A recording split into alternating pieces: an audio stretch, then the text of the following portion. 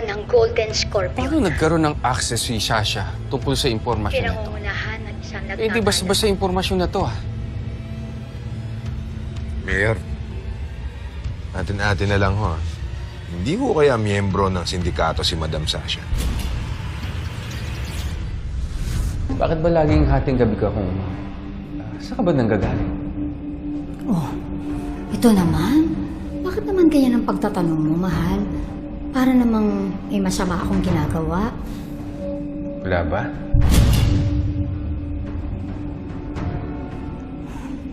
Good night. Kung malaking sindikato ang may kinalaman sa mga nangyayari dito, ang tanong, sino yung source nila para malaman ang bawat kilos natin? Mayor, wala ka naman sigurong sinabihan